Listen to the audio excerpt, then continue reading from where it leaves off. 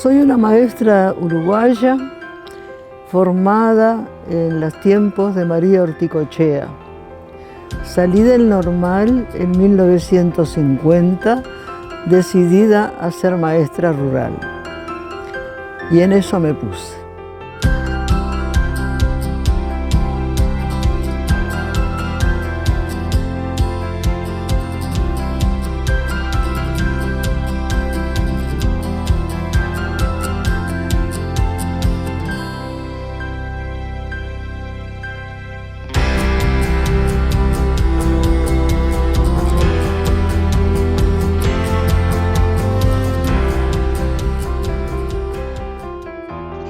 Esta noche es sin duda una oportunidad de encuentro entre los amigos de la querida Gladys Méndez de Rojas, maestra, directora, inspectora y fundamentalmente una entrañable mujer de la educación pública uruguaya que nos enseñó la historia de la escuela rural, la historia de las misiones a través de su testimonio, narrado con suma generosidad en tantas oportunidades, en coloquios de jóvenes, de adultos jóvenes, de mayores, siempre interactuando con todos, escuchando a todos y como decía un entrañable amigo, el maestro también, inspector,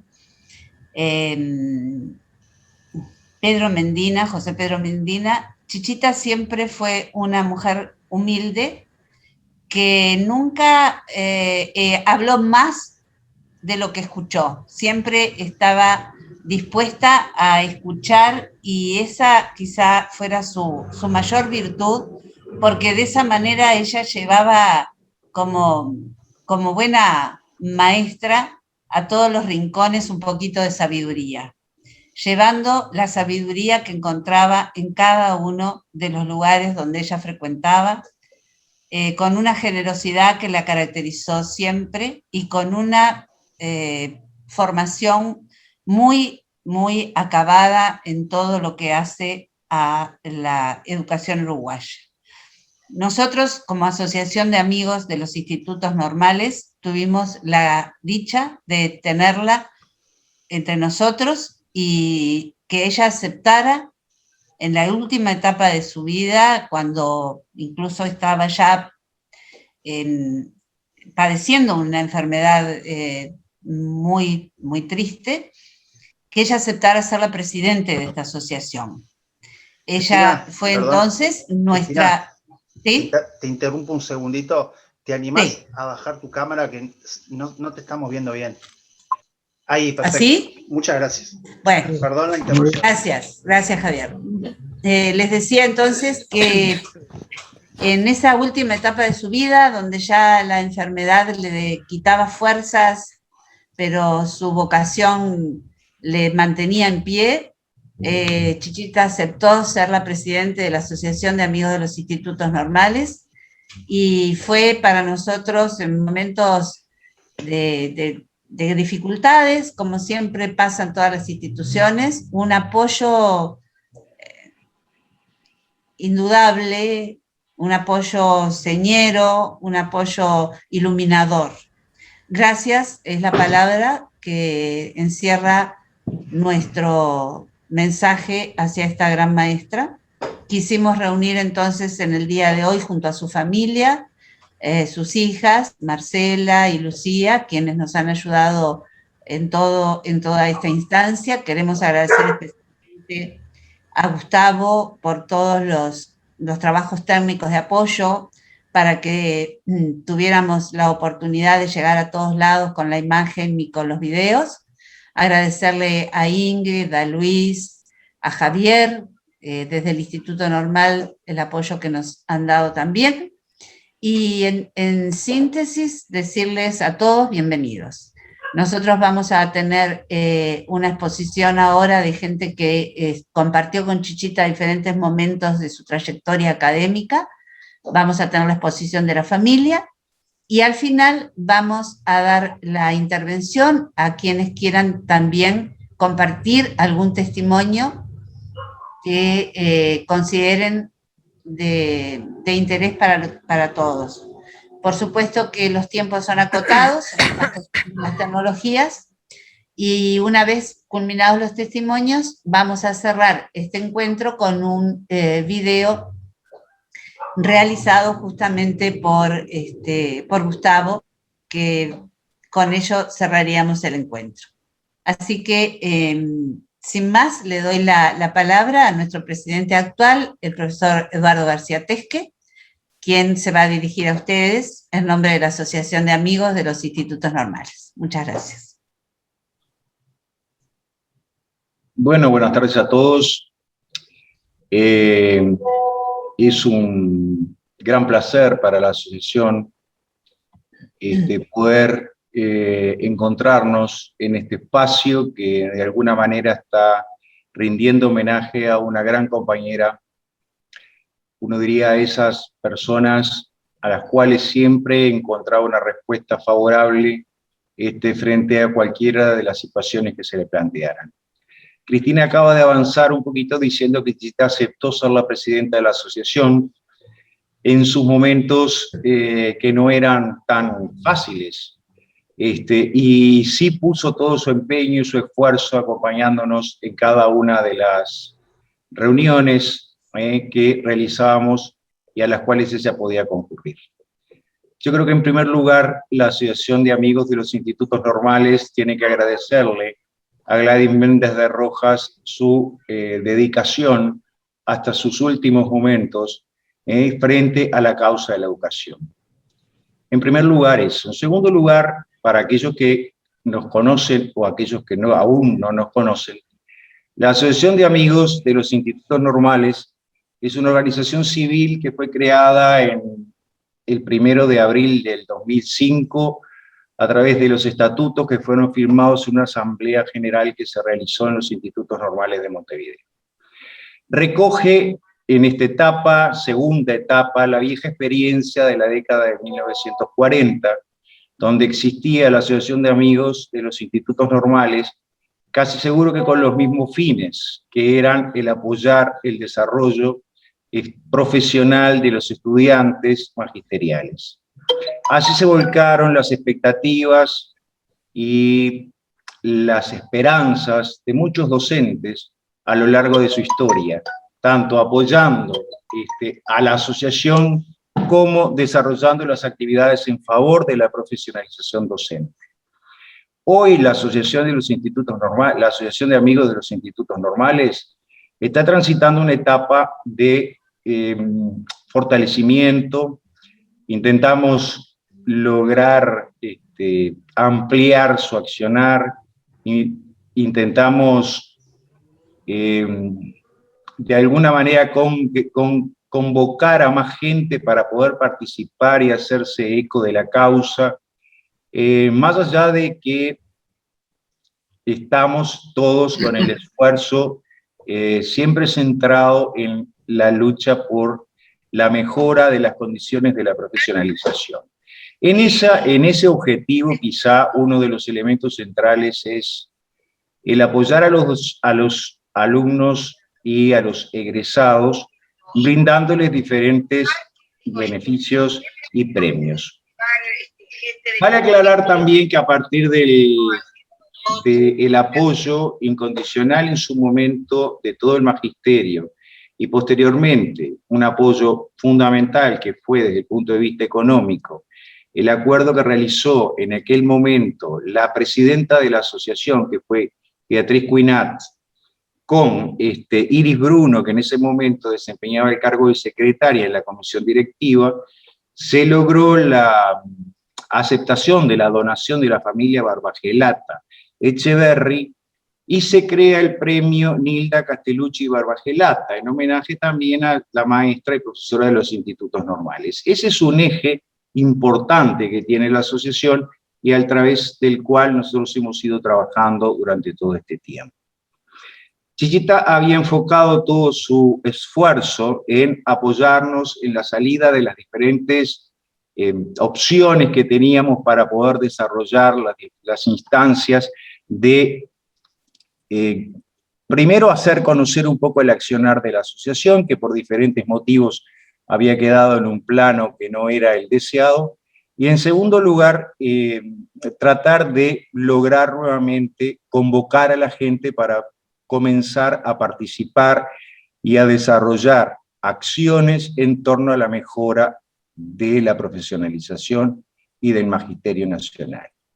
Esas enseñanzas que Gladys Méndez de Rojas nos dejó, principalmente en mi caso particular, en esta última etapa, han hecho posible que uno lograra de alguna manera tratar de agradecerle su accionar, su dedicación, y esta actividad de hoy, que es la primera de las actividades que la Asociación de Amigos de los Institutos Normales está realizando, con el nombre de Tertulias Pedagógicas Nacionales, inician un camino que esperemos sea fructífero. Yo les quiero agradecer a todos la presencia, les quiero agradecer a Chichita tener los aprendizajes que tuve con ella en este último tiempo. Evidentemente, nos encantaría poder seguir compartiendo una cantidad de cosas, pero la vida es eso, y la vida me puso a sustituirla en un momento muy particular. Y por eso creo que este es un merecido homenaje que la asociación hace a su presidenta, y fundamentalmente a partir de esos procesos que hemos ido desarrollando, agradecer a todas aquellas personas que de una u otra forma nos han apoyado para poder llevar adelante y lograr concretar la idea. A la familia Ramos, a la familia de Chichita, a los institutos normales de Montevideo y a todos aquellos que de una u otra forma colaboraron para que esta idea se hiciera realidad. Muchas gracias y espero que disfruten un poco de este recorrido que vamos a tener acerca de la trayectoria de una maestra que que es un ejemplo para todo el Magisterio Nacional. Gracias. Muchas gracias, Eduardo. Y bueno, seguidamente vamos a escuchar a una de las compañeras del instituto, hija de Chichita, a la profesora Lucía Rojas. Le damos entonces la palabra. Bueno, muchas gracias. Yo soy Lucía, hija mayor de Chichita. Bueno, es de rigor que la familia agradezca de esta iniciativa a las 6 directoras del Instituto Normal, las maestras Cristina Hernández y María del Carmen Rodríguez, quienes, bueno, se pusieron al hombro el trabajo para organizar este evento. Entonces, bueno, estamos todos aquí en gran parte gracias a ellas. También agradecer, por supuesto, a la dirección del Instituto Normal, a la dirección actual, y al equipo, ¿verdad?, de comunicaciones que hace posible que nos encontremos en esta web. También a los expositores, compañeros de ruta y amigos de Chichita, que son la maestra y profesora de pedagogía Mercedes López, el maestro criminalista Víctor Brindisi, la maestra investigadora y escritora Nancy Carvajal, la profesora de pedagogía y presidente de la Sociedad Uruguaya de Historia de la Educación Fernanda Sosa. Asimismo, también la participación del maestro profesor Eduardo García Tesque, quien es el actual presidente de la asociación, que me acaba de preceder en la palabra y ha abierto este evento. A todos los asistentes y a los que aún no han podido estar, pero sabemos que quisieran estar, también muchas gracias. Tenemos asistentes de varios países en este momento, están representadas Argentina, Paraguay y posiblemente Europa. Bueno, nosotros pensamos que en este encuentro vamos a respetar su espíritu y sus enseñanzas de vida al hacerla presente del único modo en que se sabía hacer presente, con aportes sustanciosos de peso y a su pesar protagónicos en el marco de acciones colectivas. Es así que en épocas de estudiante, Chichita contribuye con la fundación del Teatro El Galpón, con otra gran maestra y amiga de toda la vida, la Chispa Pastorino, y su esposo el cineasta Ferruccio Musitelli. Participa como estudiante también desde la primera misión sociopedagógica en forma decidida, junto a Julio Castro y Miguel Soler. Al recibirse de maestra, es de la generación de maestros de la talla de Alfredo Gadino, Hugo Rodríguez, Selmar Balbi, Dana Sosa y el maestro Gesto, amigos entrañables para ella. Como maestra, en su primer año de ejercicio, logra transformar una comunidad indiferente y hasta con cierto rechazo a la escuela, en una comunidad que hace de la escuela uno de sus centros de integración. Más tarde es de las fundadoras del Movimiento por la Escuela Nueva, proyecto que lleva adelante con otros colegas en la escuela número 177 de Nuevo París, y cuando hizo falta, también pudo contribuir a la fundación de la Federación Uruguaya del Magisterio, que reunió en un solo sindicato las varias agrupaciones gremiales existentes. El lugar común de su vida y de su obra, desde lo fraterno, contribuir a la transformación social, priorizando la obra colectiva. Estudiar y aplicar continuamente en forma reflexiva, en un ida y vuelta el recorrido entre teoría y práctica, entre trayectos del pasado, que contextualiza el donde se está hoy para pisar con pie firme hacia el futuro. Maestra directora destituida, fue apartada de un día para el otro de su más grande amor entre sus grandes amores, que es la escuela. Sucesivos exilios, el propio y el de su esposo, privaron a toda nuestra sociedad de que esta personalidad, como tantas otras, tuviera continuidad en sus aportes, en este caso al Magisterio Nacional. Vida de pulga, decía, porque había vivido desde su infancia a los saltos desde su Garao natal. Llegó a este siglo afirmando, este siglo es el siglo de la memoria, y entonces en eso estamos. Vamos a compartir con ustedes ahora entonces el estudio del libro diario de su primer año como maestra. A ver, un momentito que voy a compartir pantalla. El estudio de su libro diario. A ver. Que lo acabo de borrar sin querer. Yo lo paso si querés, Lucía. No, acá está. Gracias. Este estudio de su libro diario lo hicimos con la profesora Mariela Fontaiña. Las fotografías extraordinariamente bien tomadas son de la profesora Mariela Fontaiña. Ahora sí, ¿verdad? Estoy compartiendo pantalla. Sí. Bien. Sí, perfecto.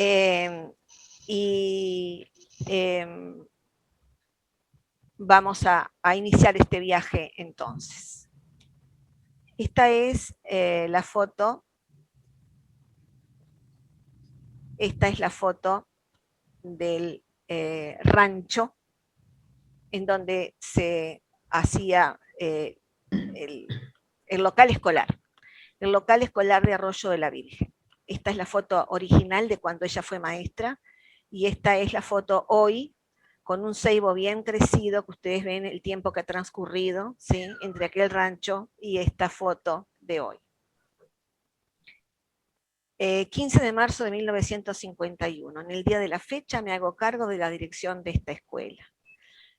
Los títulos que voy a poner en rojo van a, digamos, sintetizar los aspectos que estamos mostrando.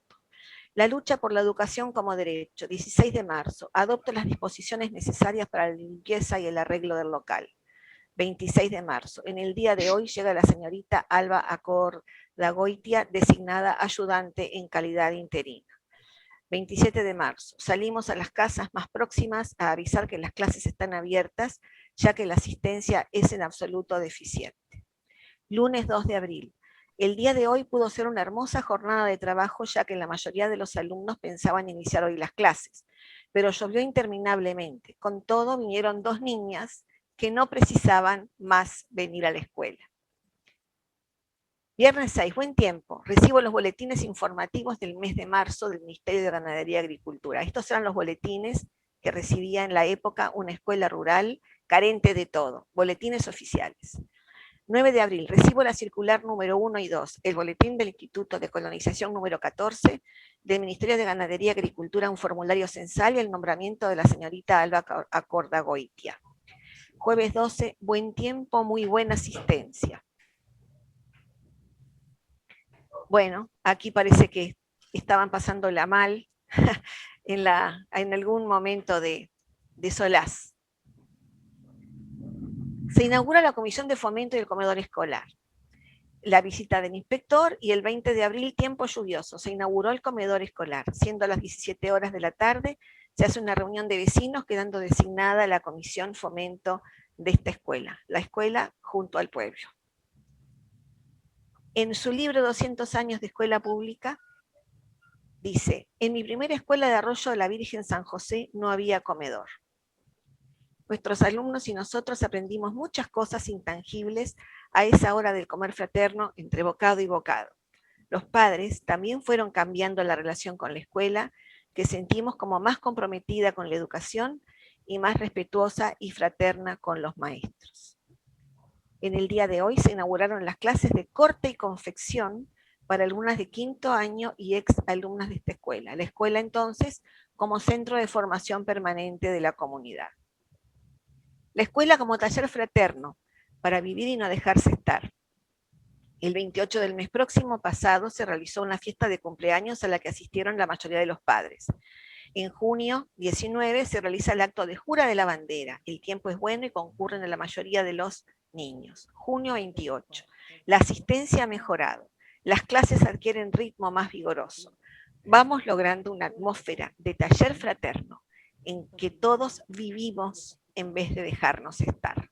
La palabra vivimos está subrayada por ella en su cuaderno escolar, en su cuaderno anual.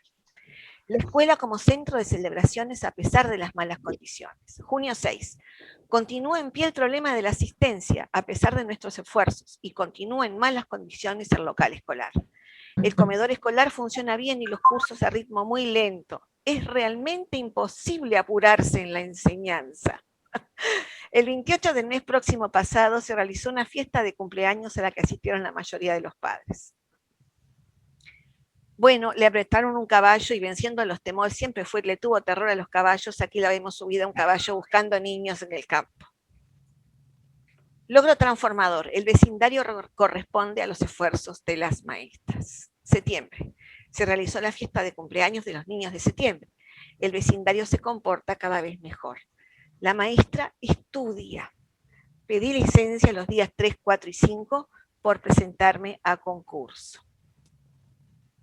La maestra denuncia a propios y ajenos por indiferencia y desinterés. Al final de los cursos, en noviembre de 1951, una maestra rural de 22 años dice, escribe en su cuaderno anual: las mejoras requeridas por el local escolar no se hacen. El dueño de casa no aparece. En la inspección no hay un notable desinterés. El año finalizará con un saldo desfavorable. Se ha suprimido la ayudantía de esta escuela. Realmente las cuestiones administrativas en este estado no andan bien. Noto que en general estos desórdenes son fomentados por los mismos maestros. Se refiere a la mala imagen que tenía la escuela antes y al abandono por parte de la inspección y las autoridades en ese momento. Y algo así como 80 años después, a los 90 años, dice, hasta que me jubile, pero todavía no he podido sacarme la túnica. Muchas gracias. Bueno, muy bien, realmente muy emotivo este testimonio. ¿Y a qué importancia tienen esos libros diarios de las escuelas, no, Lucía? Fue todo un reencuentro. Es una memoria, ¿no? Maravilloso. Le vamos a dar entonces ahora la palabra a un maestro, compañero de Chichita, de tantas andares, y a otra maestra, la maestra Nancy Carvajal, y luego el maestro Víctor Brindisi. Bueno, creo que comienzo yo, habíamos quedado en eso, ¿no es cierto? ¿Me están escuchando? Perfecto. Bueno, gracias.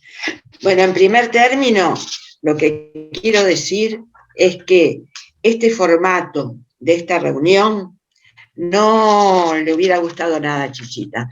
Ella nos hubiera reunido en su preciosa y querida casa de Playa Pascual, alrededor de un lindo fuego, y si era posible con una copa de vino en la mano. Ella era muy feliz reuniendo a sus amigos en Playa Pascual. pero dada la circunstancia no se entendería que tenemos que hacerlo de esta manera. Yo voy a tratar de rescatar dos facetas muy importantes de Chichita. El tema de su profunda vocación docente y la actividad sindical que desarrolló durante tanto tiempo. Yo la conocí a mediados del siglo pasado, cuando estaba en un grupo de ensayo de Escuela Nueva, que después se concretaría en el proyecto de la Escuela de Nuevo París. Ahí fui con mis niños, donde se reunían los sábados para planificar su proyecto y trabajar con algunos niños de esa escuela. Después, también en esa época, la conocí en las asambleas sindicales, porque realmente fueron años con mucho movimiento en las calles, con esas protestas que vimos de Chichita en el libro diario, siguieron con otras cosas, y ella siempre estuvo atenta a esos problemas de la escuela para luchar por los derechos de los niños y los maestros. Sobre el aspecto de la vocación docente, quiero recordar lo que me dijo con relación a cómo y cuándo se inició su vocación docente. Cuando me lo contó directamente, me quedé realmente conmocionada. Ella me dijo que su primer contacto con la escuela pública había sido la escuela donde trabajaba una de sus tías. Ella tenía 3 o 4 años.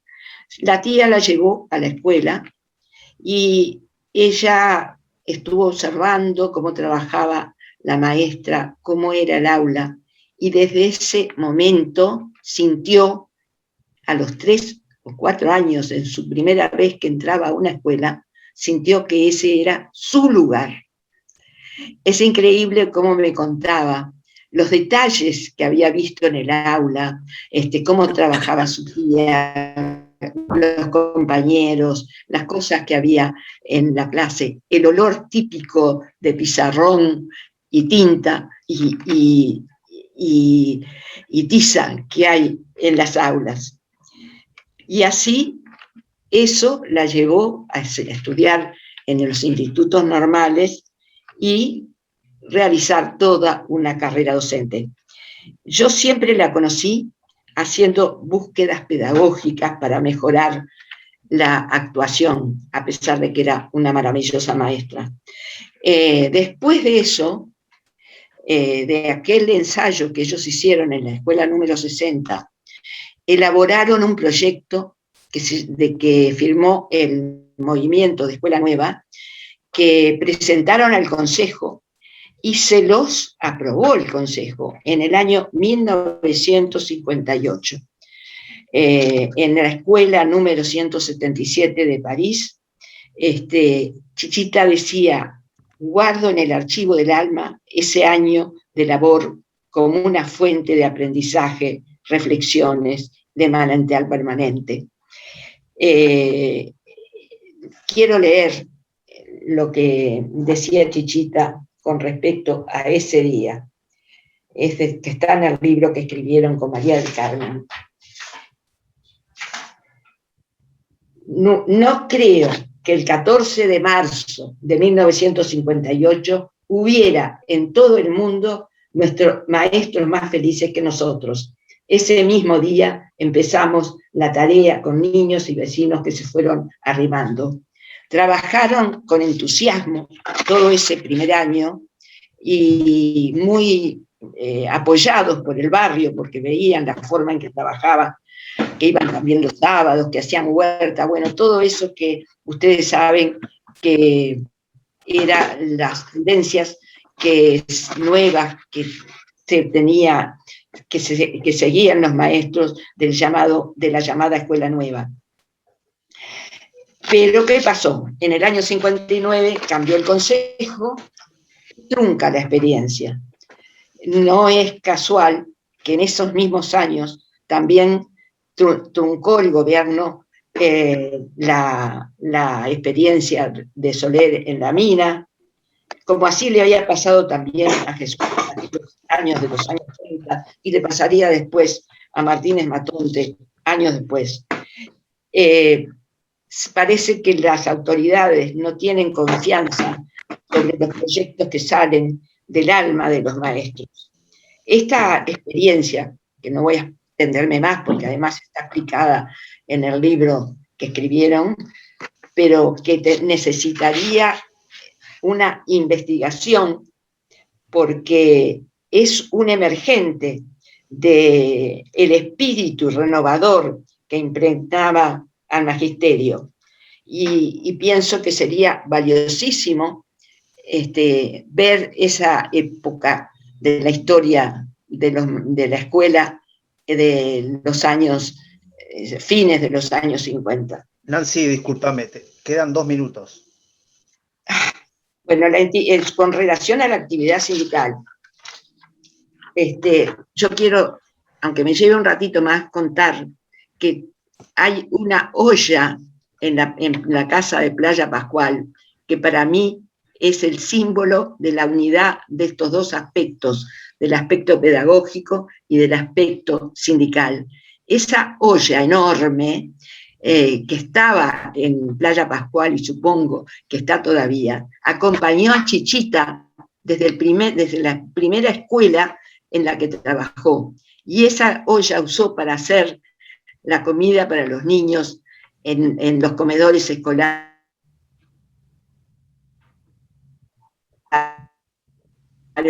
que armó o mejoró, porque para ella, porque no era solamente para darles de comer a los niños, es un ámbito de comunidad y de aprendizaje.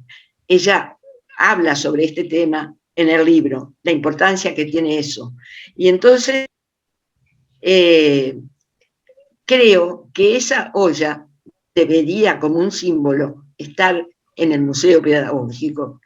Bueno, para hacerlo un poco más rápido, Chichita tuvo un desarrollo muy importante de su conciencia social desde que era estudiante, que participó en las misiones pedagógicas y después en la escuela rural, donde aprendió todo lo que, como leyó Lucía, todo lo que le faltaba todavía a la escuela para que llegara a ser como los maestros deseaban. Pero le tocó actuar como una gran dirigente sindical en los años 60. ¿Quién no conocía a Chichita y sus intervenciones en las asambleas de maestros con esa serenidad? Nunca le oí que hablara con una voz más alta, siempre usaba un tono bajo y persuasivo, y además tenía un magnetismo impresionante cuando ella se paraba y se tomaba la palabra.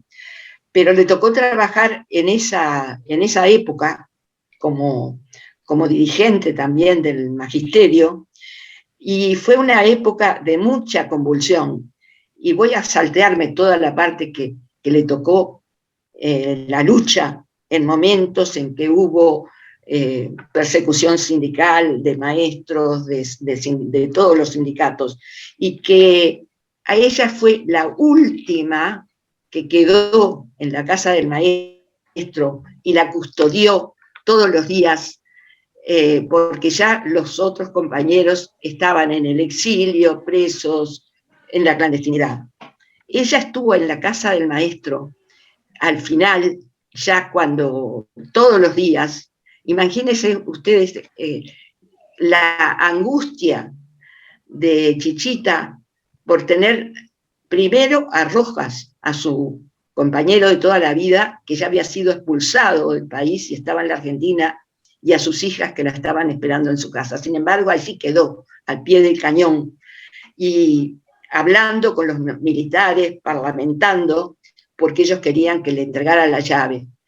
Pues allí estuvo y parlamentó con ellos hasta que finalmente tuvo que marcharse. Una cosa quiero agregar.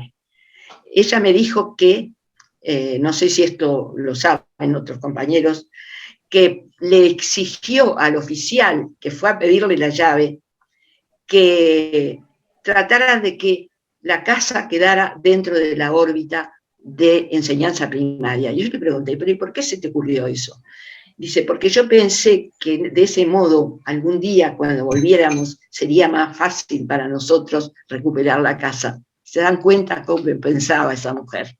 Bueno, la cuestión fue que tuvo que entregarle la llave al oficial de turno y se fue sin saber muy bien qué destino le tocaba. Y realmente, al poco tiempo, le avisaron que se fuera del país porque corría el riesgo de que la llevaran presa.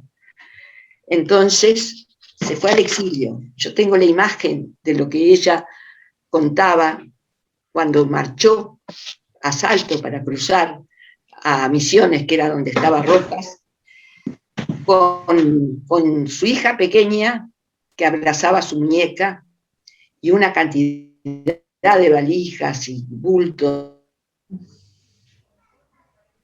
Nancy, querida, nos vas a hacer emocionar hasta las lágrimas, así que cortá ahí esa exposición y después hacé un libro para contarla. Bueno, sí, tengo esa imagen. Realmente termino acá, claro, retornó luego, y como habló Cristina, retomó sus tareas, como siempre, animosa y con mucha esperanza en el futuro. Espero, esto fue un esbozo muy corto, muy pequeño, muy limitado de lo que fue esta gran mujer, esta amiga entrañable. Gracias. Usted tiene la palabra y la capacidad de escribirlo. Vamos a hacer ese libro, Nancy, arriba. Sí, cómo no. Víctor, tiene la palabra compañero Víctor Brindisi. Tenés el sonido. Va a estar difícil. ¿Cómo le comunicamos a Víctor por el chat, Javier? No, él no se escucha bien. Ah. Yo le estoy mandando mensajes para que reactive el audio. No puedo reactivar. Víctor, tenés el micrófono cerrado. A ver si podés abrirlo. ¿Ahí ahora? Muy bien. Sí, perfecto. Bueno, agradezco la oportunidad de participar en este homenaje a una querida compañera. Para abordar algunas facetas de su actuación en el plano sindical, como se me ha pedido, debemos considerar la integralidad de los valores que tenía Chichita. Su formación, que empezó, según algunos relatos, ya en la niñez, la formación magisterial a la cual ella le atribuía buena importancia, la importante participación de Chichita, donde yo la conocí, en las misiones pedagógicas, su actuación docente durante toda su carrera, su militancia sindical, pero también los sólidos valores éticos que tenía. Me referiré a actividades que se desarrollaron en la década del 60 y los primeros años de la década del 70, que tuvieron mucha importancia en un proceso de unidad sindical que afectó no solo al magisterio de Montevideo, sino que sirvió para procesar la integración del movimiento de los maestros a la central de trabajadores allá en los primeros años de los 70. Debemos señalar con mucha particularidad en este periodo lo importante que fue la creación del movimiento de coordinador del magisterio de Montevideo. Montevideo tenía 3 instituciones magisteriales y si bien desarrollaban actividades juntas y comunes, muchas veces no aparecía la solvencia y la presencia de todo un magisterio que seguía la dirección que tenían las organizaciones. Ese proceso demoró años y amplitud y tolerancia en los dirigentes, amplitud y tolerancia que Chichita tuvo, que desarrolló un periodo de su tiempo sin quererse afiliar a ninguna, porque no quería estar contra nadie, sino que quería estar con todos. Así lo decía y así lo comentaba. Sin estar el magisterio, la FUN, en el movimiento sindical, en el año 1965 y 66 se realiza un proceso de unidad sindical de todos los trabajadores, con reuniones y congresos que culminan con la creación de la Convención Nacional de Trabajadores en 1966. El magisterio no estaba, la FUN no estaba en la central de trabajadores, pero el magisterio tuvo activa e importante participación en el proceso de la unidad de todos los trabajadores. Eso nos llevó el movimiento coordinador del Magisterio Montevideo a seguir trabajando y trabajar en mejores condiciones con los compañeros del interior.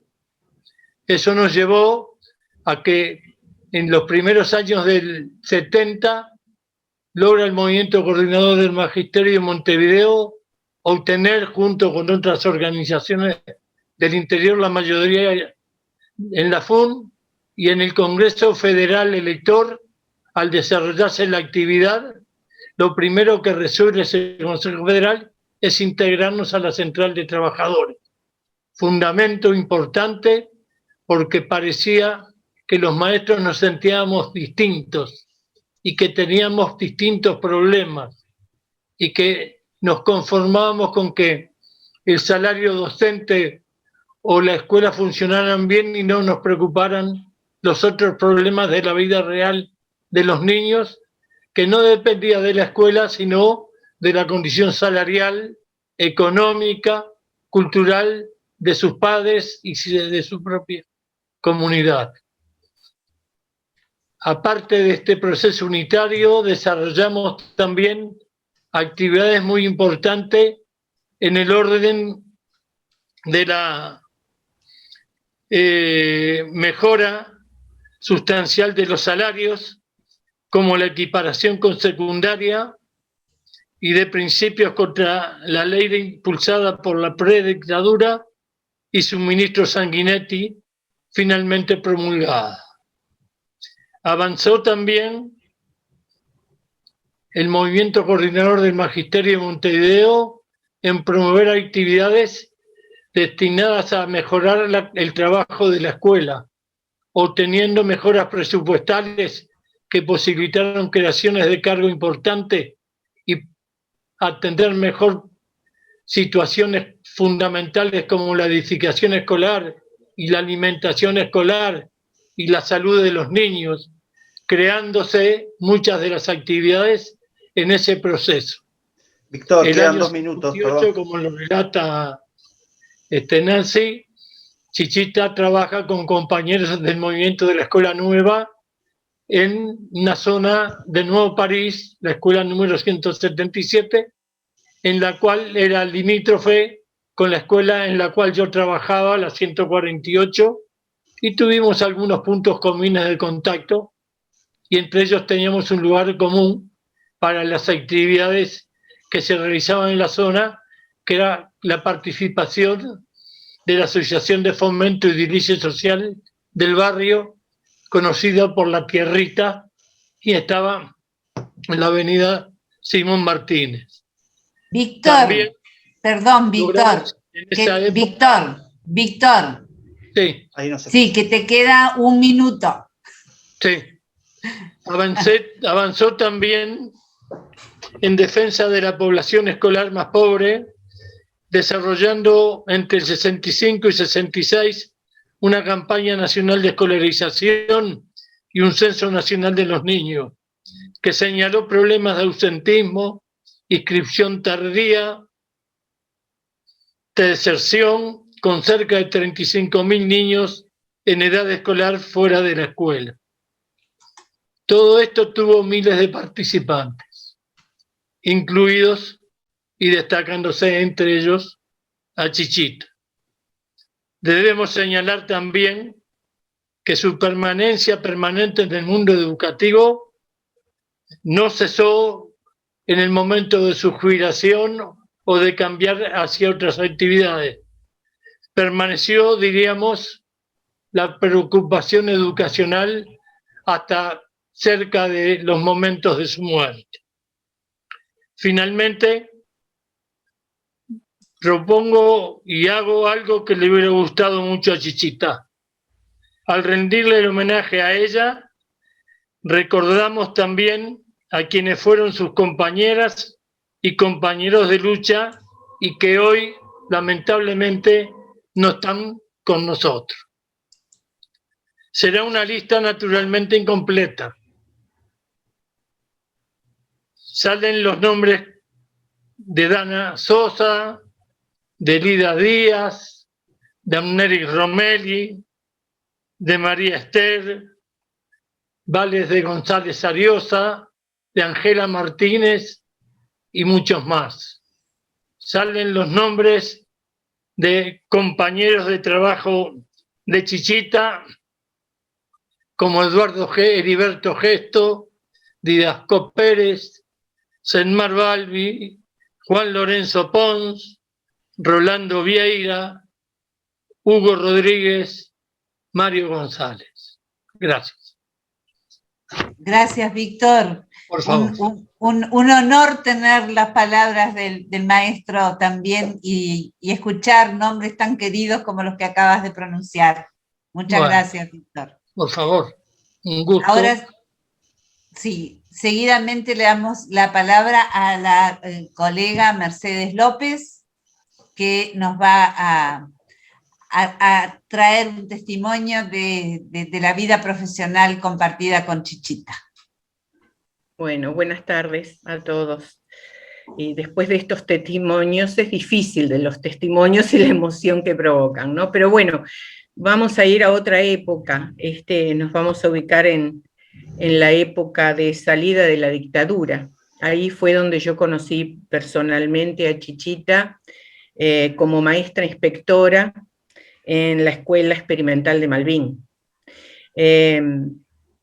Para entender un poco lo que voy a rescatar de todo lo que se podría rescatar pedagógicamente, lo vivido con ella, me voy a centrar en un aspecto, pero para poder entender esto, contextualizar un poco de dónde veníamos, ¿no? De todo el proceso de dictadura, con la desprofesionalización del magisterio que implicó la dictadura, con la pérdida de autonomía, con un clima que se había creado de desconfianza, el control y la fiscalización permanente y la creación de relaciones formales y despersonalizadas. Es decir, recién Nancy hablaba de todo lo creado por el movimiento Escuela Nueva en el Uruguay, hablaba de todas las experiencias pedagógicas de innovación que se produjeron en las décadas anteriores, bueno, todo el retroceso y cambio que implicó la dictadura manifestada en esta desprofesionalización del magisterio. Sin embargo, bueno, todos los maestros formados antes de la dictadura, obviamente estos cambios provocaron no solamente sentimientos de frustración, de rechazo, sino también que provocaron resistencia a este cambio y a este modelo, ¿no? Esa escuela abierta a la comunidad que se había creado en todas esas experiencias, comprometida con la realidad, esa escuela en la que la sociedad depositaba toda su confianza, que el maestro era pensado como un profesional, todo eso creó una identidad en el magisterio que tenía que ver con esa profesionalidad y que a partir del 73 las nuevas orientaciones creaban un modelo opuesto, ¿no? Escuelas cerradas a los problemas de la sociedad, el maestro ya no pensado como un profesional, sino como un técnico que ejecuta solamente las orientaciones recibidas. Hay un claro desplazamiento de lo pedagógico hacia lo administrativo usado como un elemento de control, de vigilancia y de fiscalización. Es decir, aquellas prácticas apoyadas en los principios de actividad, de libertad, de trabajo colectivo, de solidaridad, todo esto fue cuestionado por el nuevo modelo y no solamente cuestionado, fue sacado en el nuevo modelo. Obviamente, la función pedagógica del maestro inspector en este nuevo modelo también cambia. Y ese cambio implica que aquel objetivo pedagógico del inspector pasa a ser de vigilancia y fiscalización. ¿Por qué nos interesaba plantear este contexto anterior? ¿Qué es lo que pasa en la dictadura? Porque todos estos años van cambiando la identidad del maestro. Y entonces en los años 85 en adelante, a la salida de la dictadura, cuando se restituyen maestros, aquellos maestros que habían estado fuera del sistema, se cambian algunas normas, se cambian algunos programas, pero lo más importante, creo, era restituir la confianza del maestro para reconstruir la autonomía, para reconstruir la creatividad, la innovación, base de la profesionalidad. Y esta restitución y esta reconstrucción de una nueva subjetividad no son fáciles y además no se decretan, esto se construye. Implican un proceso en aquel momento.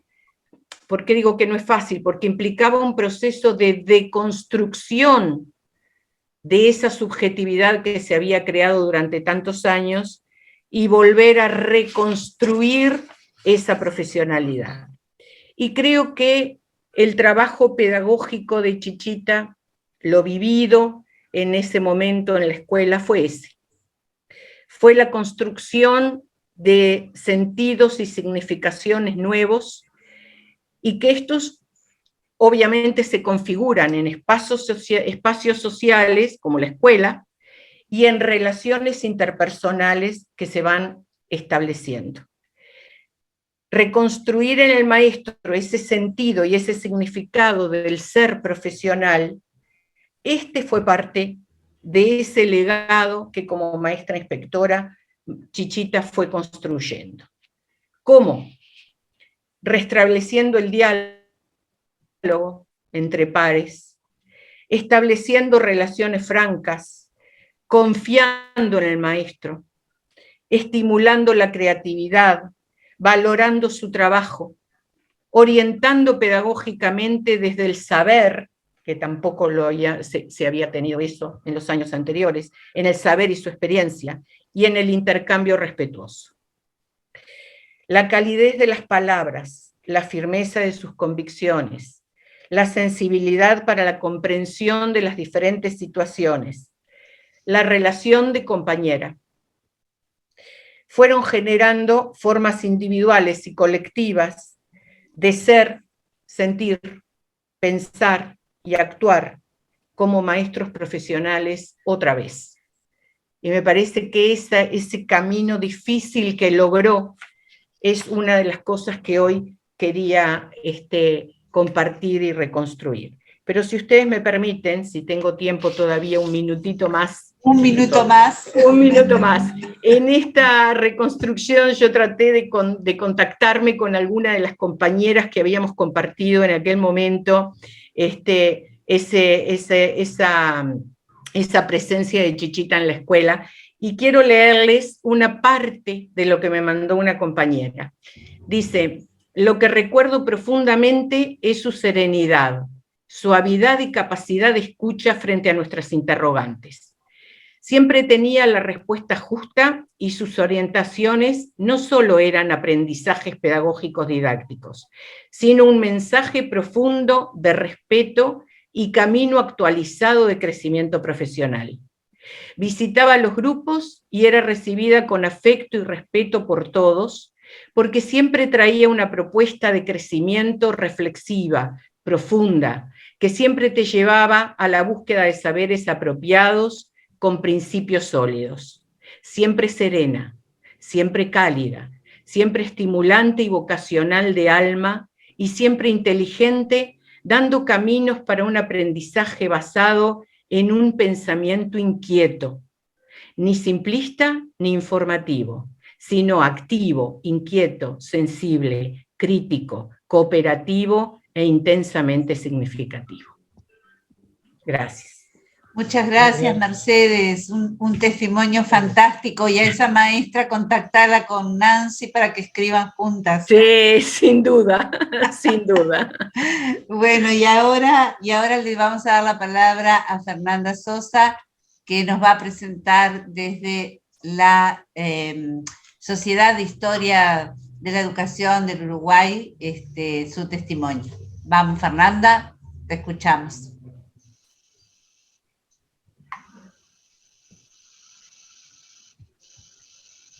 Estás con el micrófono apagado, acordate. No, ya lo sé, estaba tratando de compartir pantalla, no sé si... Sí, se puede. Aparentemente, sí, pero no lo logro. A ver ahí, para. Ahí perfecto. Sí. Lo que ustedes están viendo tiene el nombre Gladys Chichita Méndez de Rojas, ¿eso es lo que ven? Sí. Perfecto.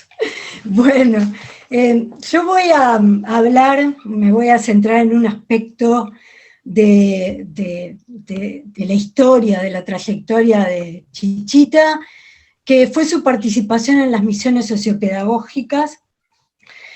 Van a ver cómo hay aquí una intersección entre la propia historia de Chichita y lo que yo planteo que es como una búsqueda personal de una pedagogía que la representara, y eso se intersecta con el movimiento a favor de la escuela rural en el Uruguay, que estaba en esa búsqueda colectiva de una pedagogía que permitiera encarar los desafíos de las escuelas rurales del Uruguay de la época. Chichita va siguiendo ese proceso, ella se recibe en 1950, y sigue el proceso de los congresos, las discusiones, forma parte de las misiones sociopedagógicas como estudiante y luego como maestra, y ella encarna, por ejemplo, algunas de las ideas clave del movimiento a favor de la escuela rural y el programa Escuelas Rurales. Yo traje algunas imágenes y algunas frases de ella como para compartir. Como les decía, no lo dije, lo voy a decir ahora, ella plantea que frente a las misiones sociopedagógicas había, por un lado, información, que era lo que se estudiaba en el magisterio de la época, sobre todo las misiones de España y México. A ella particularmente las misiones de España la marcan mucho, ahora voy a plantear algo, pero a la vez cierta sensibilidad que ella dice y que muestra en textos en los que escribe sobre las misiones, sobre la vida que llevaban los niños, los 20 a 25 mil niños en edad escolar que viven en los pueblos de ratas o rancheríos, que era el público hacia el que se dirigían las misiones sociopedagógicas. Ella plantea con mucha sensibilidad los problemas sociales y los problemas pedagógicos que viven estos niños. Ahí pueden ver, ven que está señalada ella, que se ve subida a un fardo en un camión, y esta foto también la ven a ella señalada, es en uno de los fogones de las misiones sociopedagógicas.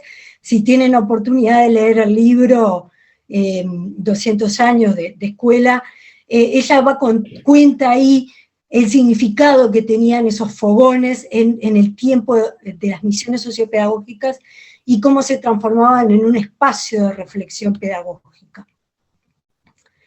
Ese es Orlando Rojas, que a quien lo conoce en las actividades de las misiones sociopedagógicas, quien fuera su marido después, él iba por la Federación de Estudiantes Universitarios del Uruguay, por la FEU, como odontólogo a las misiones sociopedagógicas, y allí es que se conocen, y yo aquí muestro un pedacito del momento en que ella cuenta cómo en una misión, en la de San José de las Cañas, en un rancherío en Durazno, ella asiste el trabajo del odontólogo, y bueno, y de esta manera es que se entabla esta relación, y fíjense la sensibilidad frente a la situación de los niños que apenas comían si había yerba, mate, y si no, alguna otra cosa que pudieran colectar.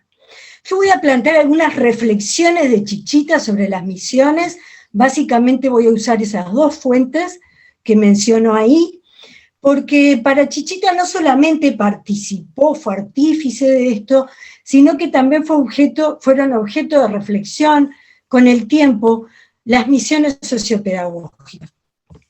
Ella dice que las misiones de México la marcaron, pero que le había quedado sobre todo el reclamo de la revolución en México, tierra y escuelas. Pero luego dedican bastante más a pensar las misiones sociopedagógicas en España, especialmente a la figura de Giner de los Ríos. Yo subrayé, esto en realidad, lo que está entre comillas, no es una frase de Giner de los Ríos, sino que es la manera de Chichita de interpretar a Giner de los Ríos, y señale la idea esta de ejercicio pedagógico de mutuo conocimiento, porque en todo lo que ella escribe sobre misiones en distintos lugares, insiste en esto, en que no iban a enseñar, y que sí enseñaban, pero que lo hacían con mucho respeto, pero que comprendían que había saberes, hondos saberes en las personas que los recibían cuando ellos iban, y ella insistía en que esto era algo que ella había leído en Giner de los Ríos siendo estudiante de María Orticochea como profesora de pedagogía, y que esto la había marcado. Fíjense cómo piensa, ejercer la pedagogía como instrumento de desarrollo humano con justicia social. Esa idea de Giner de los Ríos que ella plantea como una de las claves. Y hay algo más, que es esta idea de que las misiones pedagógicas en España construyen ciudadanía, ella dice, construyen república enfrentando al fascismo en España y construyendo una forma distinta, construyendo la República Española, y ella hablaba de esto no solamente desde lo teórico, digamos, sino que también hablaba de Pablo Neruda, con su poema España en el corazón, del Guernica de Picasso, y otra vez cruzándose esto, la sensibilidad y la reflexión en la mirada que nos deja de las misiones sociopedagógicas. Fernanda, discúlpame, sí, queda para cerrar 2 minutos. Dale, es muy cortito lo que sigue. Ella plantea que en Uruguay las misiones sociopedagógicas construyen derechos. Esto me parece que es de una importancia capital para entender la manera en que ella entiende esto, y ella lo dice, lo que podría haber sido una mera práctica asistencialista fue principalmente un modelo de investigación pedagógica hasta entonces no frecuentado. Habla del trabajo con la comunidad, en uno de sus trabajos se centra en lo fundamental que resultaban las misiones sociopedagógicas como práctica formativa del rol social de la docencia, y cuando piensa en las prácticas como procesos creativos. Estos son casi palabras de ella, esto de las prácticas como procesos creativos.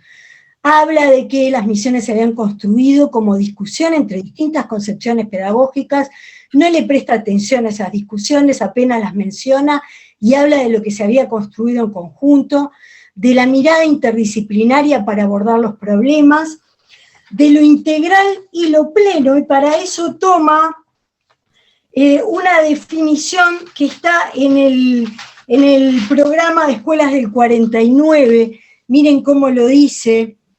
Para nosotros, integral y pleno quieren decir cosas muy simples, que si un niño tiene hambre o no juega porque lo hacen trabajar, o tiene frío, o está sucio, no puede ni desarrollarse integralmente, ni vivir en plenitud.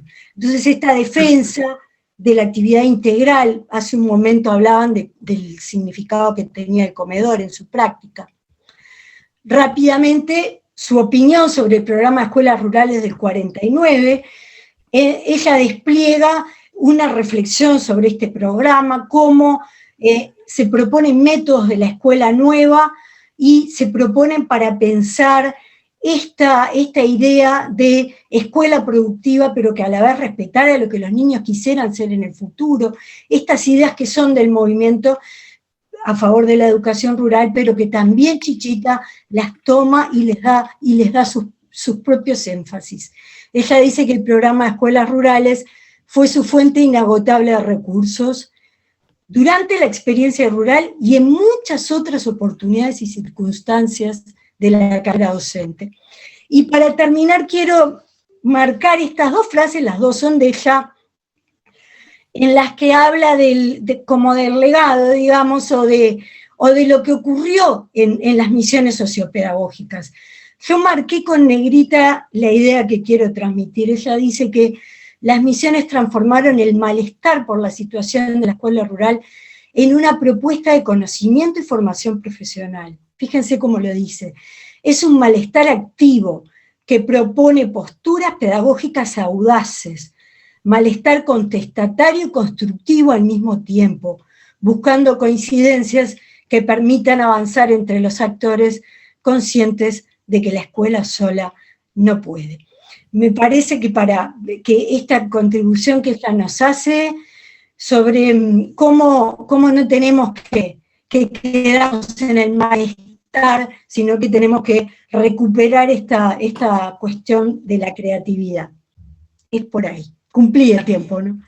Fernanda cumplió y aportó muchísimo en esta faceta que la agradecemos a la Sociedad Uruguaya de Historia de la Educación por el aporte.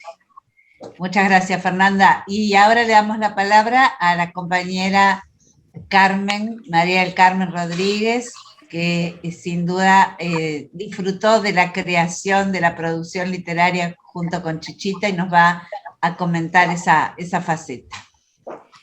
Bueno, para iniciar este homenaje a la querida compañera del alma, como dice Miguel Hernández, voy a apelar a unas palabras, a una estrofa de María Elena Walsh, la trovadoresa argentina, que también se comunicó con los niños y con los adultos, una composición llamada Samba para Pepe, donde dice así: cuando un amigo se va, nadie nos devolverá todo el corazón que le prestamos, tanta compartida soledad.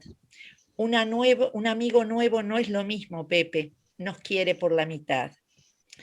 Cuando perdemos un amigo, una parte de nuestra subjetividad se va con él. Sus gestos, sus miedos, sus alegrías, sus ilusiones, sus sueños. Todo lo que compartimos en el tiempo se va con él, en parte. Pero ¿qué pasa si además de ser un amigo, de ser nuestro amigo, fue nuestro mentor y maestro? José Enrique Rodó, el gran ensayista de la generación del 900, habló sobre el magisterio espectacularmente en uno de sus conjuntos que formaron parte del lectorado escolar, que fueron las parábolas. En la despedida de Gorgias se despiden las maestros, los discípulos de su maestro, y ante el dolor y la incertidumbre, el maestro Gorgias dice algo que es ley de lema en Chichita. Levanta la copa y les dice: no lloréis, porque brindemos porque quien me venza con honor en vosotros. Y así es la historia. Un día el sonido del timbre en cascada irrumpió, en cascada porque suena muchísimo, irrumpió de pronto en la rutina vespertina de mi casa en la Ciudad Vieja. Eran las primeras horas de la tarde de un día gris y otoñal.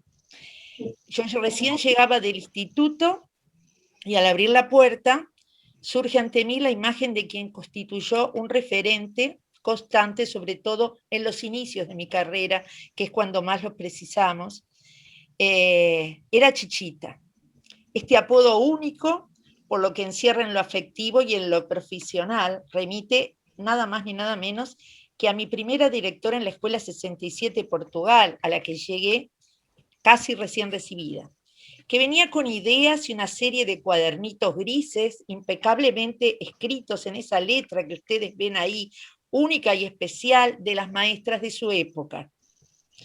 Entre té y bebidas espirituosas, nos pusimos al día en la relación de los afectos, a la vida y a nuestra pasión compartida, el magisterio nacional en la esfera pública, y surge así una propuesta, en este momento casi un sueño, de realizar un raconto de tanto acontecimiento transcurrido en las aulas de la escuela pública, otorgándole voz a un montón de maestros y actores educativos de un lapso cronológico extenso, pero que estaban olvidados.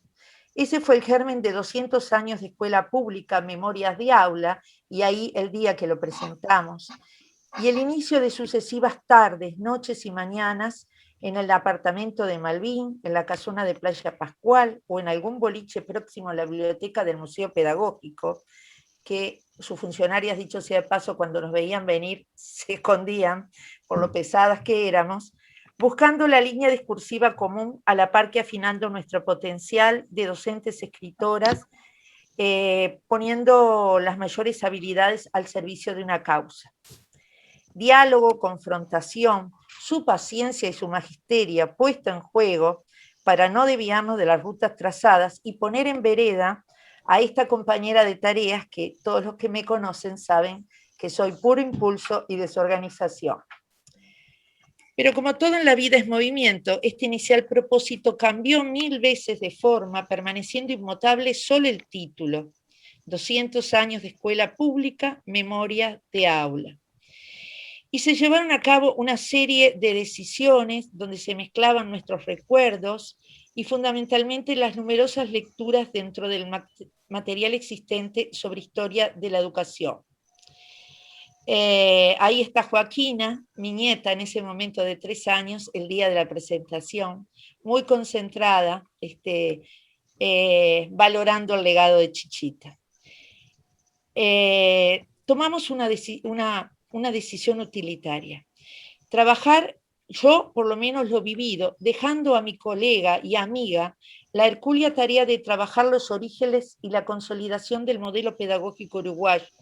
Por eso yo considero que este libro no es mío, es de ella, y que yo soy solamente su partener, y que su humildad y generosidad me dio el regalo de poder figurar en la portada en el mismo nivel. Allí Chichita expone recuerdos y memorias que son textos que se podrían clasificar como referenciales, pues refieren a hechos históricos que realmente ocurrieron, pero su función trasciende lo testimonial.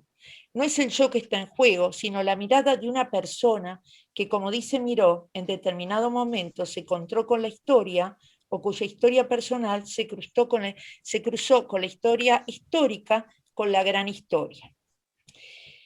Está nutrido de remembranzas, está nutrido de vivencias, de su memoria, memorias que rescata muchísimas veces de la lectura profunda e interpretativa en la Enciclopedia de la Educación Uruguaya de los Anales de Educación Primaria. Este trabajo arduo que ella tomó, la primera parte y parte de la segunda, que fue la más sólida, y que ella insistía que debía tener un fundamento histórico, incluso como un homenaje a su querido yerno,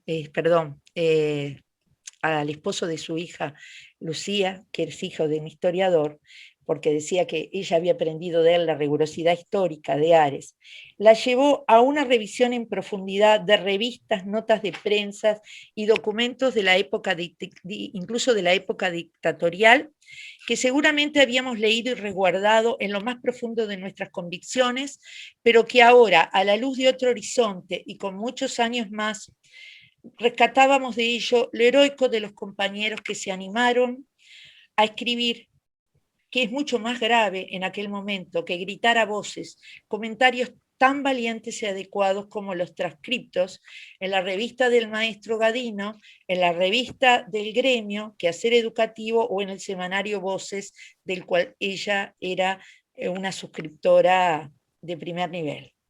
Encontramos también la posibilidad en este trabajo de poder tener los últimos testimonios de grandes maestros, como fueron visitar la casa de Anunciación Macela de Bevilacqua, compartir algún instante con Dana Sosa y sobre todo tener una muy buena entrevista con el maestro Soler.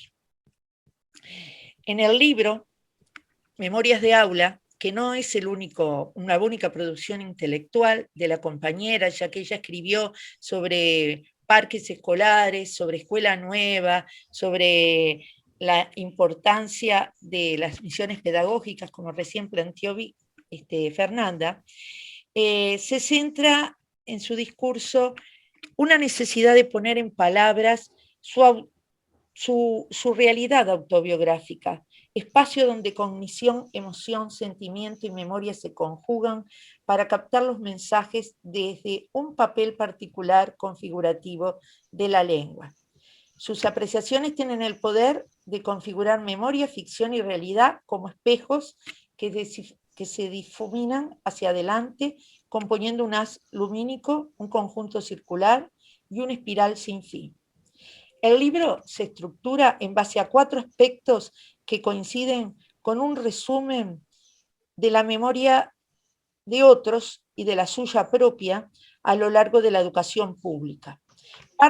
Sí, María, sí, discúlpame. Sí. María, también, para cerrar en 2 minutos. Parte de la memoria de otros para ir hincando el diente en la obra de lo que ella denominó los constructores y después pasar a la gente en obra, que son sus pares, que son integrantes de lo que compusieron la edad de oro de la educación uruguaya. Chichita era una convencida, y así lo manifestó hasta nuestras últimas reuniones que tuvimos, que su sueño era reeditar esta hazaña, tomando como tema, como base, como apoyo, la literatura pedagógica nacional, tan poco revitalizada por nuestro colectivo. Entendía que escribir no debe entenderse tan solo un acto mecánico de trazar signos sobre un papel, sino un proceso determinado de producción tendiente a que una dimensión imaginaria puede llegar a tener forma de objeto y producir efectos. Ella sostenía, igual que Paul Ricoeur, que el tiempo humano es un tiempo narrado, que es posible pensar desde la memoria, desde la atención y desde la posibilidad. Por eso, quisiera que todos los jóvenes que nos están viendo tomaran su ejemplo, porque ya les digo, hasta los últimos momentos de vida, ella me estuvo incentivando y estimulando para la escritura y siguió recogiendo en esos menudos cuadernos con esa letra espectacular testimonios que pensaba, ahora era sobre la historia de los indígenas, que pensaba dejar como legado a las nuevas generaciones. Y para despedirme y despedir el evento, quiero citar a un romance conocido por todos, un romance medieval, el romance del infante Arnaldos, que cuenta cómo este joven aristócrata, sorprendido un día en su rutina de caza por un canto mágico maravilloso a cargo de un marinero, y este marinero bien podría ser un maestro, por lo que tienen en común de aventureros y esforzados, no solo logra un mensaje, sino que es un mensaje especial, que pone la mar en calma, que los vientos hacen amainar, que a los peces que están en lo hondo arriba los hace andar, que detiene a las aves, y que encierra un misterioso acertijo y un secreto designio, que es el verso más importante del romance y la mayor enseñanza del magisterio de nuestra querida maestra. Solo digo mi canción, aquel que conmigo va. Y cuando ella dice, solo digo mi canción, Chichita, Infante Arnaldo, docente, solo digo mi canción, aquel que conmigo va, no es un acto de superioridad, es simplemente un elemento, una verbalización de su entrega, de su decisión de poder sentir al unísono del otro y poder construir entre todos la canción de todos. Muchas gracias. Bueno, muchas gracias a vos, Carmen, por traernos la poesía, que no podía ser de otra manera, porque tratándose de una profesora de literatura con además una participación en todo esto que se ha destacado por su continuidad y permanencia, agradecemos profundamente. Vamos a recordarles a todos que ahora queda abierta un espacio que va a ser muy breve porque estamos muy acuciados de tiempo, para que alguno de los presentes que haya sentido, que sienta la necesidad de compartir algún testimonio, pueda expresarlo. Enseguidamente vamos a dar participación, pensamos a no más de 3 o 4 personas, y luego se presenta el video, que es el cierre de este maravilloso encuentro. Un encuentro que no se cierra, que es apenas una apertura, porque todo lo que acá se presentó da cuenta de mucho más que está por hacerse. Y bueno, en esta asociación tenemos ganas de hacer cosas.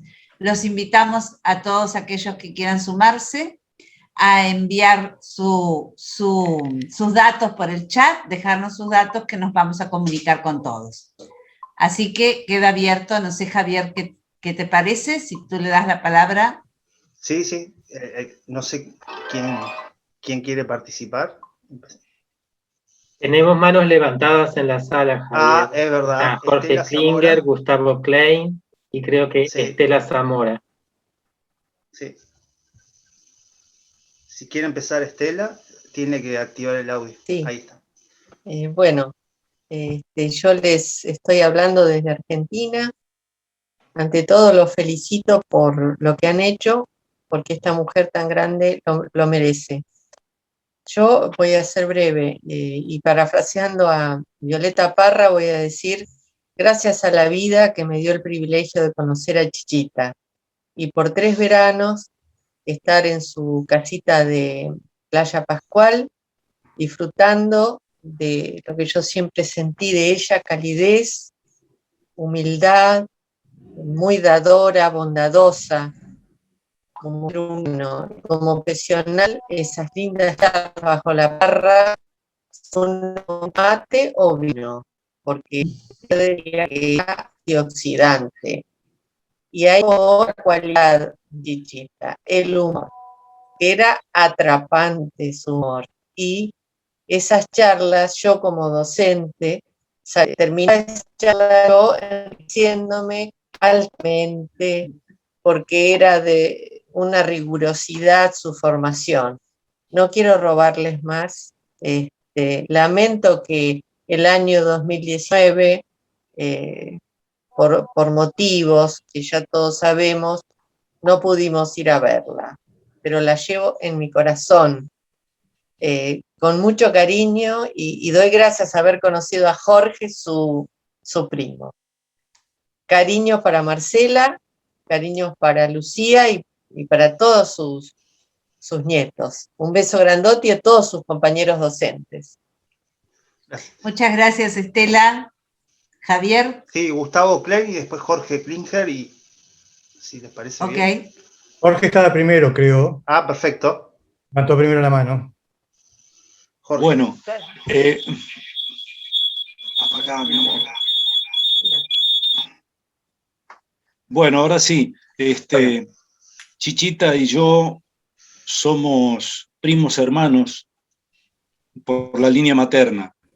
Y solamente quiero agregar a todo lo que se dijo de ella, que fue para mí una persona paradigmática en mi vida. Rescato una sola cosita quiero compartir con ustedes. Chichita nunca habló del otro como uno diferente. Su actitud pedagógica y su actitud en la vida siempre fue dialógica. Siempre fue un yo y un tú de ida y vuelta. Y bueno, eso la constituyó en una tremenda docente, ¿sí? Y pudimos seguir sus pasos, pudimos compartir momentos profundos de vida con ella, y un abrazo grande a todos ustedes que compartieron también parte de su vida.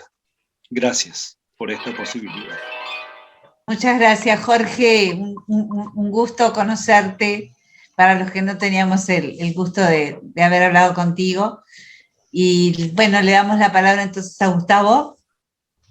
Buenas noches. Primero que todo, un gran agradecimiento a Lucía y a todos los organizadores, porque realmente es muy emocionante. Yo la viví como directora, fue mi directora en la Escuela Portugal, la Escuela 65, en Sarandí y Maciel.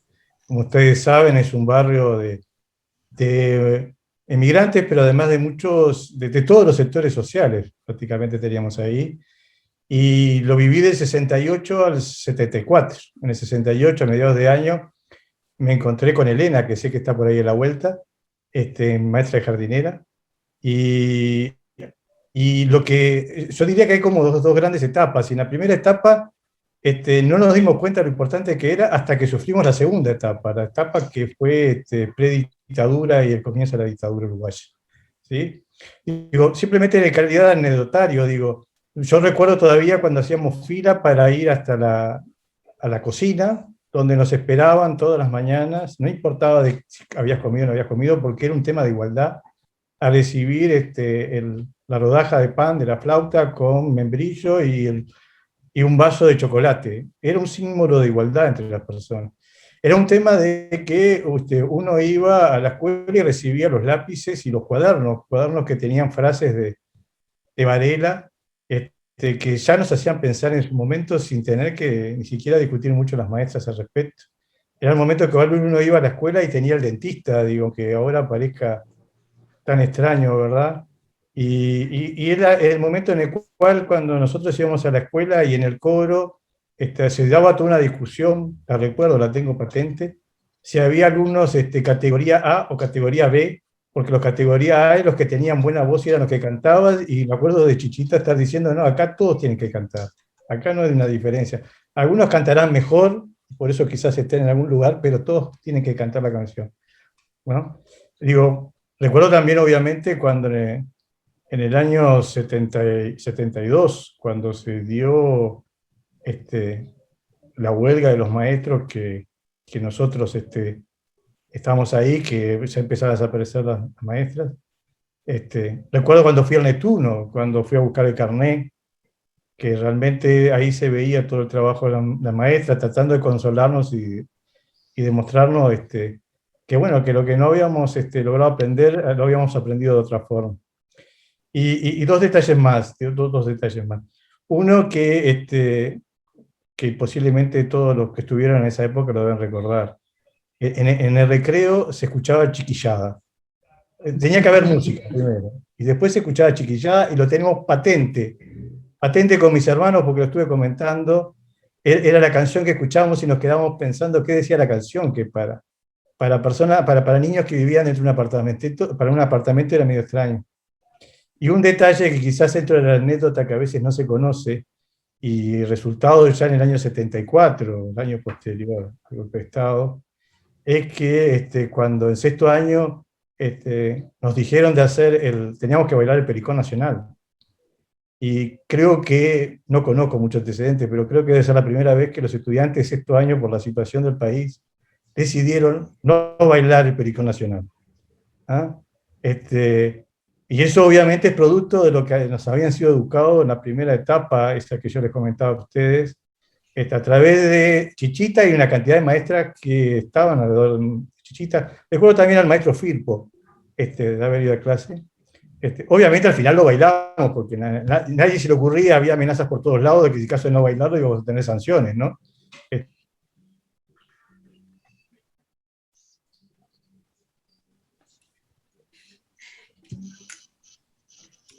Nos quedamos con el final de Gustavo, sí. Y acá apareció Nancy. No sé si Nancy querías dejarnos un saludo final. Estás en pantalla, Nancy. Sí, estoy en pantalla. Estás en pantalla y con toda la voz. Así que aprovechá para hacer la despedida. Me agarrás de improviso. Bueno, yo lamento no haber podido desarrollar otros aspectos, otras anécdotas que tenía de Chichita, porque me parecía que era importante contar, ya que tuve el privilegio de tener tantos testimonios de Chichita en las largas charlas que tuvimos allá en los últimos tiempos en Playa Pascual. Entonces, me gustaría, de alguna manera, decir que para mí también fue un aprendizaje de vida, mi amistad con Chichita. Y por eso pasamos tanto tiempo conversando. Claro, conversábamos de las cosas que tienen que ver con lo actual, porque estaba ella siempre quería aprender, porque hablaba de su vida de pulga, porque había estado en el exilio, había venido a su país, después había tenido que ir al Paraguay, pasó largos días en otros lugares que no era acá, hasta que al final pudieron afincarse finalmente en Montevideo. Y entonces, junto a los aspectos de la realidad actual, fue impresionante todo lo que me dejó, porque relataba muy bien, le gustaba contar y vivía las anécdotas que me contaba, y que me parece maravilloso que se haya hecho este homenaje a Chichita y que quede en nuestro corazón el cariño que ella supo darle a tanta gente, a los niños, a sus amigos, y por eso es que agradezco esta última instancia, a pesar de que me quedó mucho por decir, pero bueno, gracias por este homenaje, y bueno, y haremos muchos más por Chichita. Acá, este es un punto de comienzo, es un nuevo comienzo, y ahora sí vamos a despedirnos con el video maravilloso que nos va a traer nuevamente la palabra y la sonrisa de esta querida maestra. A partir de ahora, entonces, vamos a proyectar el video y nos despedimos todos con un hasta pronto. Saludos. Estamos a la vuelta del camino y nada está finalizado. Esto es un nuevo comienzo. Bueno, soy una maestra uruguaya formada en los tiempos de María Orticochea. Salí del Normal en 1950, decidida a ser maestra rural. Y en eso me puse.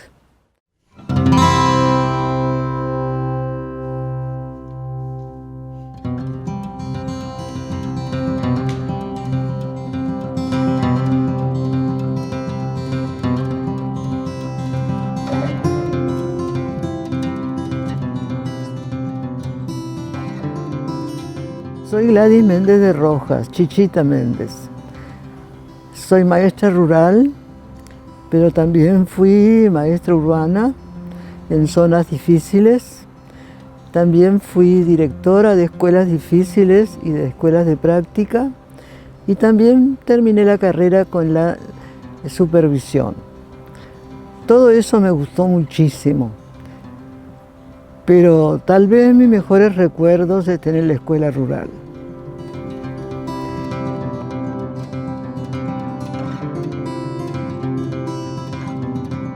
Dejé un cartel en el almacén de al lado de la escuela diciendo: estaremos las 2 maestras en la escuela para recibir a los alumnos. Y me fui, contando que había hecho todo lo que había sido necesario, y me fui. Me fui a mi casa, a donde mi madre quedó medio horrorizada porque me iba a un lugar tan distante, cerca, pero imposible de llegar. Pero no me paraba nadie. Entusiasmé, enloquecí a esta compañera que quería trabajar también, y ahí marchamos las 2.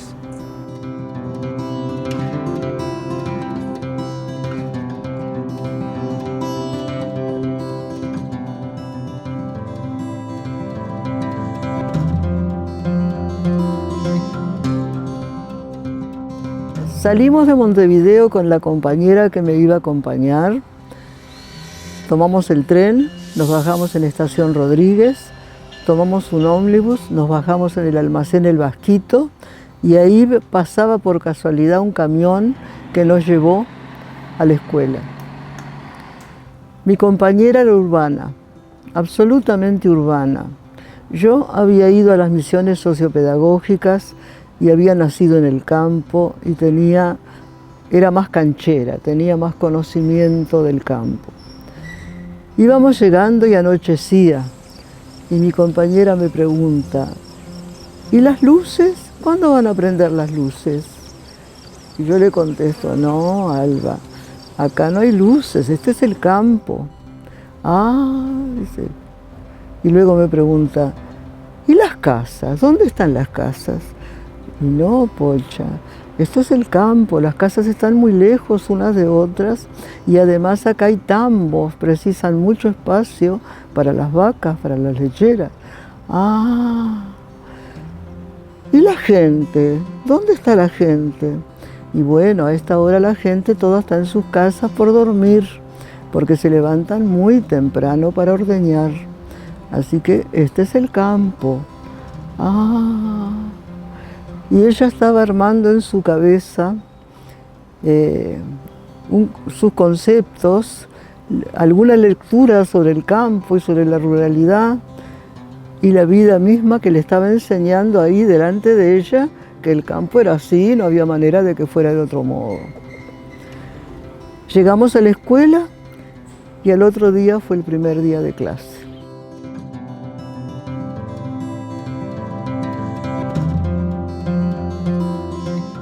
Y ahí marchamos las 2, el último domingo de semana de turismo, con nuestra mudanza, a ocupar la casa del maestro y la escuela.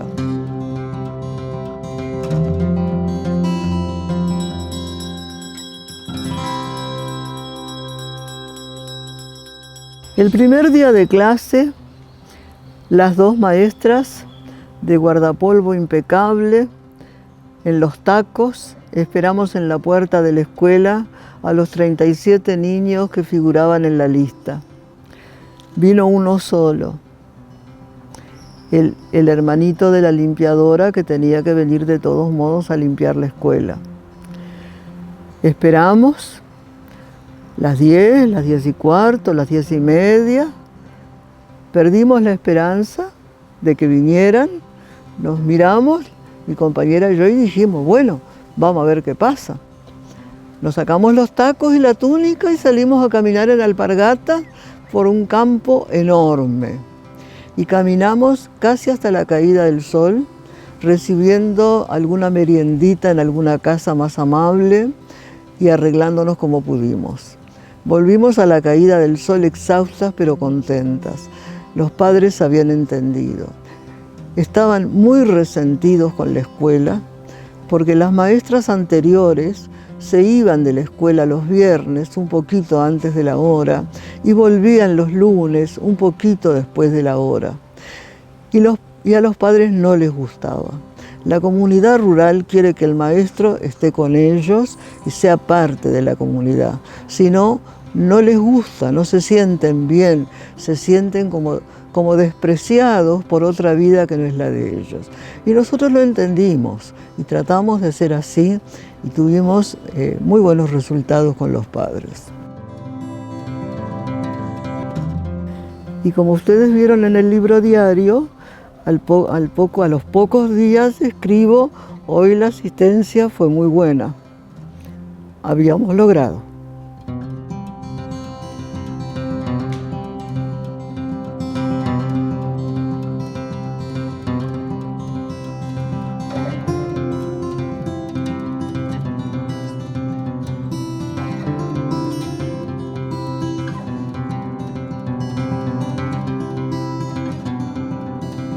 Tengo que decir, en homenaje a mi compañera Alba Cordagoitia, que fue una gran compañera sin tener ningún conocimiento del campo, que vimos gratificado el esfuerzo. Los padres nos asumieron como un miembro más de la comunidad y nos acompañaron y nos cuidaron y hicieron que nuestra vida fuera realmente unida con la vida de ellos. Salíamos seguido a visitar las casas por problemas de los chicos y siempre fuimos bien recibidas y volvíamos con huevos frescos, con alguna mermelada, con dulce de leche, que comimos para toda la vida, dulce de leche. Fuimos muy aceptadas por la comunidad cuando entendieron que nosotros sí nos íbamos a quedar ahí con ellos. Y así fue. Y después me ayudaron y me secundaron muchísimo en todos los emprendimientos que no son curriculares, que no son del programa escolar, pero que son necesarios en la escuela rural. Organizamos un grupo de chicas de quinto y sexto, con exalumnas jovencitas que no tenían nada que hacer en sus casas, unas clases de costura y tejido que empezaron en el mes de abril y siguieron todo el año. Y ahí nos divertíamos, se hacían chistes, se conversaba, se tomaba mate, hacíamos una vida, no precisamente la escolar, sino una vida de centro comunitario. Y los padres aplaudían y disfrutaban. Empezaron a mandarme muchas cosas de comer. Mi cocina era una despensa de zapallos, boniatos, unos porotitos propios de ahí que se llamaban guisantes, choclos, había de todo en mi cocina de la escuela rural. Y un día me di cuenta de que empezaba a hacer frío, los chicos comían frío de unas latitas que traían, con su asado frío, su zapallo frío, su boniato frío, alguna galleta. Y dije, ¿cómo vamos a estar comiendo las maestras nuestra comida caliente acá y los chicos en un rayito de sol por ahí comiendo frío? Vamos a hacer un comedor. Vamos, le dije a mi compañera. Y vamos, dijo él. Y hablamos con la limpiadora y le dijimos, ¿te animás a cocinar para los niños? Nosotros te pagamos un poquito más, pero ¿te animás? Dijo, sí, ¿cómo no? ¿Vamos a cocinar? Sí. Entonces compramos un primus grandote, una olla grandota y cucharona, y cada chico trajo su plato. Y armamos en las propias mesas del aula, las madres hicieron unas servilletonas grandes para poner sobre el banco, y nosotros hicimos la comida.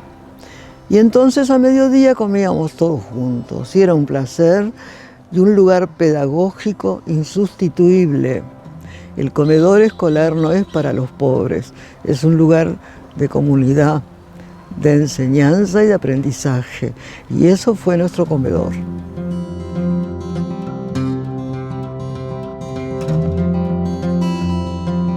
Después vinieron otros proyectos, todos contando con la comunidad.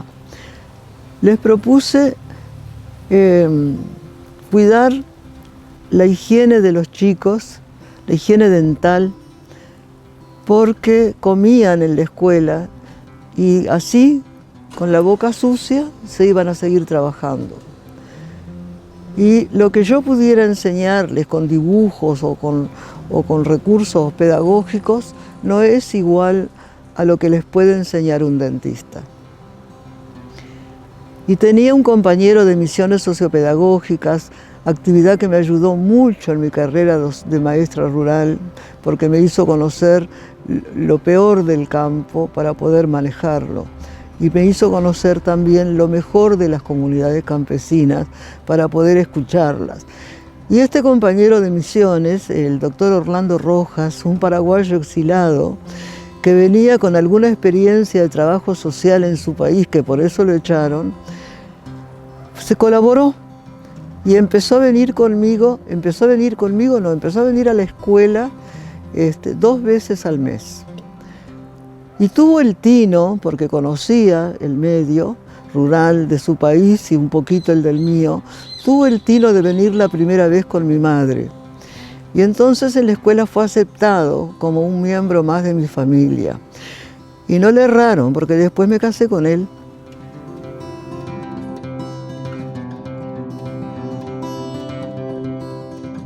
Quiero hablar un poco de cómo encaramos la tarea docente, porque la tarea social ya más o menos fue explicada. Pero la tarea docente también fue una novedad muy grande y un escollo a salvar. Porque trabajar en multigrado no es lo mismo que trabajar en la escuela de práctica con un grupito de niños que ya sabemos cómo son y lo que rinden. Trabajar en multigrado exige una disciplina del docente y un acuerdo de los alumnos, porque unos tienen que respetar el trabajo de los otros, si no, nadie trabaja y nadie aprende. Con mi compañera conversamos eso mucho, echamos mano a aquella buenísima formación que recibimos en el normal de aquella época. Pensamos en De Crolí y las escuelas experimentales, pensamos en Agustín Ferreiro y su planteamiento del razonamiento, pensamos en los programas mismos de las escuelas rurales que eran maravillosos y facilitaban mucho a los maestros el trabajo. Y nos largamos. Acordamos que mi compañera tenía primero y segundo, tenía menos grupos porque eran más numerosos y más chiquitos. Y ella iba a trabajar con una unidad de trabajo por el tiempo que durara, sin plazo, sobre la escuela y sus alrededores. Y yo tomé para mi unidad el arroyo de la Virgen, cuyo nombre nomás ya era una provocación. Y ahí marchamos para el arroyo. Marchamos para el arroyo, toda la escuela, las 2 maestras, pasamos un día de película y aprendimos y recogimos muestras, hicimos sonar la piedra de la Virgen que suena como una campana y vinimos contentísimos de vuelta, llenos de planes para estudiar cosas. Y empezamos a estudiar sobre eso. Y ahí había ciencias naturales, había geografía, ahí había mucha redacción, los alentaba a que escribieran poemas y cosas bonitas, porque es la época en que nosotros a los 20 años también escribimos poemas, y entonces los chicos escribían, me traían, mostraban, se criticaban unos a los otros, se reían algunos de los que escribían otros, y era un ambiente realmente de aprendizaje. Y pasamos casi todo el año, cuando nos permitía el tiempo, cuando no hacía demasiado frío, pasamos casi todo el año yendo y viniendo al arroyo y observando todo lo que nos pasaba por el camino. Lo usábamos para hacer problemas de matemáticas al estilo de don Agustín Ferreiro. Usábamos la ida al arroyo para traer muestras de agua y dejarla fermentar en distintos recipientes. Bueno, los usábamos para todas las asignaturas. Y Pocha con la escuela hacía lo mismo, recorría los alrededores, les hacía notar la historia del edificio, que sabíamos más o menos, porque nadie nos pudo dar muchos datos. Ella se las ingenió para mantener a sus niños ocupados y aprendiendo todo el año. Y te aseguro que hubo muy buena promoción dentro de las posibilidades. Y también ayudó que los vecinos empezaron a colaborar en la tarea docente sin darse cuenta. porque nos invitaban, por ejemplo, a la trilla. Y yo decía, ¿puedo llevar a mis alumnos? Y decían, sí, sí, si usted se compromete a que no tocan nada. Y por supuesto que yo los comprometía a ellos a no tocar nada. Y ahí marchábamos todos a mirar la máquina que iba cortando. Entonces era realmente muy placentero y creo que era muy didáctico. Habíamos estudiado mucho, muchas experiencias europeas, estábamos iniciando la línea de la escuela nueva de aquella época y estábamos muy convencidas de que los chicos de ese modo aprendían. Y yo sobre todo creo que fuimos todos muy felices y eso sirve muchísimo para aprender.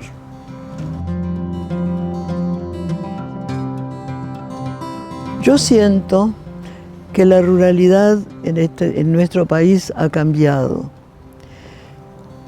Que aquella escuela que tenía 37 alumnos, ahora, cuando la fui a visitar, después de muchos años, tiene 6.